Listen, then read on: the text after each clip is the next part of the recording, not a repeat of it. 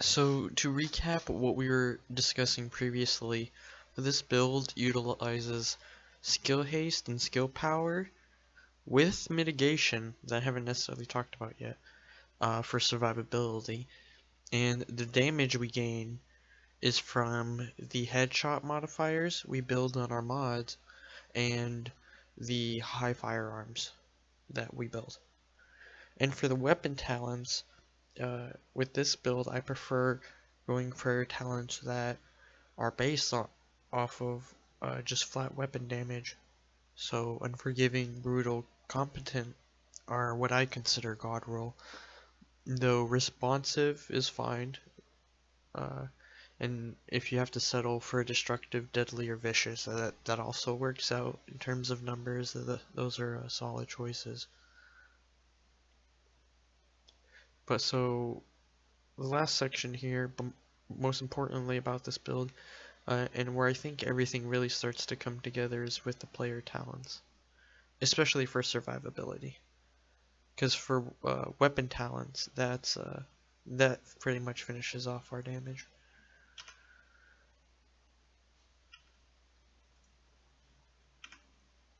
So we run on the move for damage mitigation, and since we're running solo, we're always going to be getting the kill. Critical save, damage mitigation, adrenaline, which is actually very good when you use it with booster shot.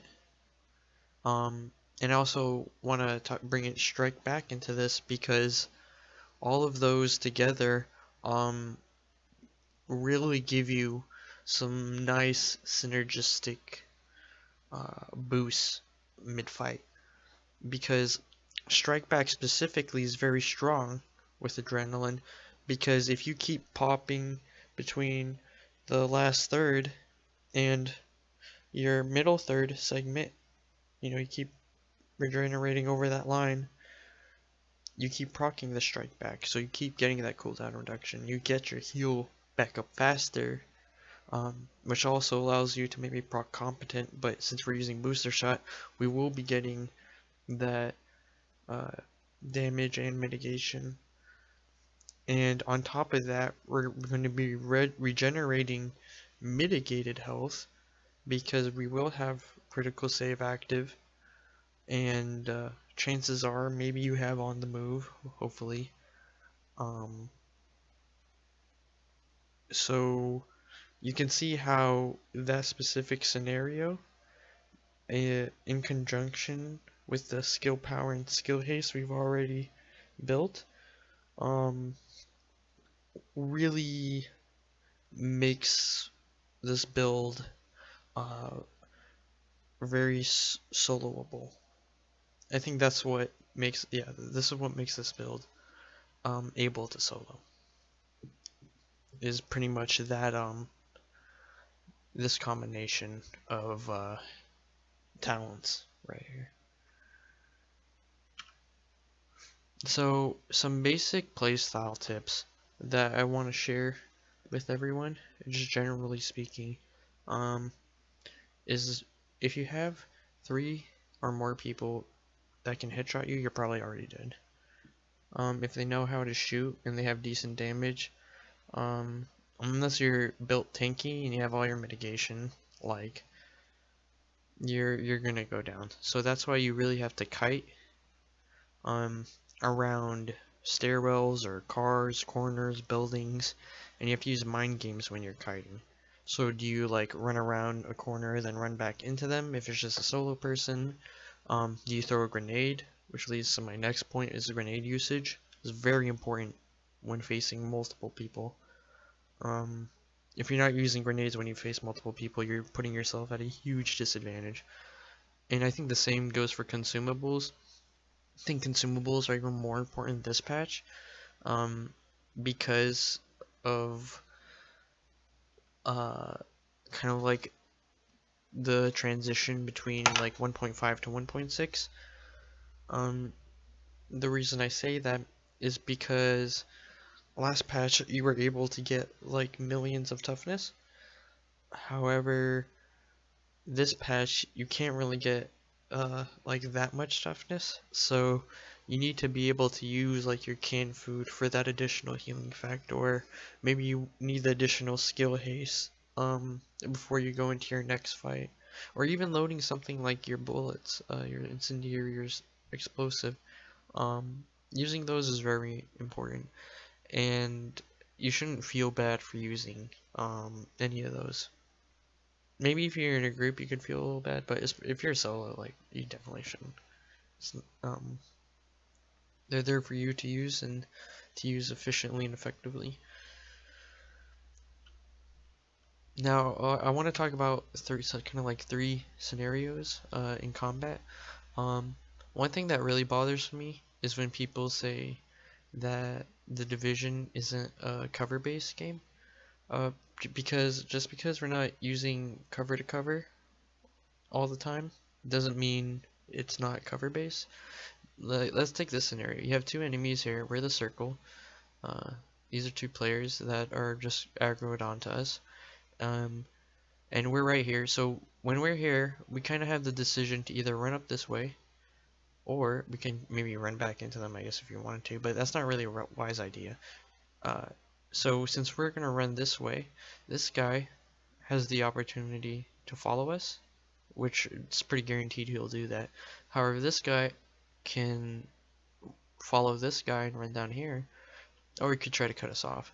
And this is actually advantageous for us running this way, because if he cuts us off, he'll face tank our bullets, and this guy won't be able to hit us because he's still coming around. Or if he runs around here, we'll be actually gaining distance.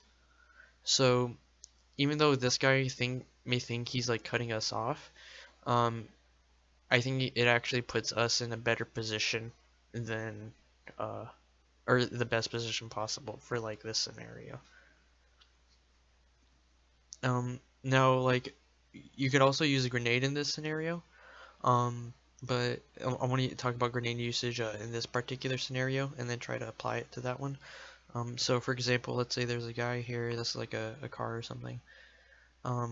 Instead of like throwing a grenade right on top of him, unless you have short bows, like you're gonna want to throw your grenade a little off to the side, so that way if he runs away from you, he has to tank the grenade, but even if he tries to juke out of it, he's gonna have to face tank you coming this way. So either way, he's going to be taking damage, which is advantageous for you. And these are both scenarios I've run into a lot personally, even in Last Stand or Dark Zone. Yeah, and I don't really see people using tactics like this like consciously. Like most people kind of just like run around and heal and then like just hide behind the nearest thing. It's like it can go a little more in depth with that. So if we talk about kiting now, obviously this is just us going around a corner and then throwing a grenade back. I actually don't see people do this a lot either. I feel like this is a very easy thing to do, and it will net you a lot of free kills. I've done this so much. It's not even funny. And honestly, you don't have to be around like a corner. It could just be something, as long as they don't see you throw the grenade, or if they can't see you pull the grenade out, like, because you can see that animation. So depending how good they are and how they react, you know, that's why you kind of want to do it out of sight. Whereas here, in this scenario, the middle one, it's more of like we're zoning them, or it's more of like a zone of control. Now, like if we look back at the first scenario, we could actually throw a grenade behind us to give us more time away from this guy. But personally, what I would do is I would try to throw a grenade up here, so that way if he tries to cut us off, he tanks the grenade and our bullets, and it's pretty guaranteed he'll go down. And if he doesn't go down, he won't be able to do anything, so we're able to just make our getaway down here with avoiding damage from two people, just with our movement. Because let's say we were coming down from up here, it may not be wise just to run into here by playing the kiting game. gives you more opportunity to, you know, make a play with your grenade.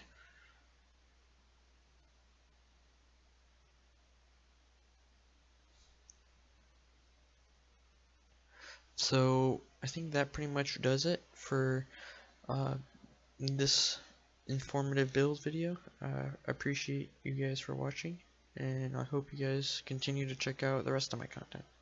Take care.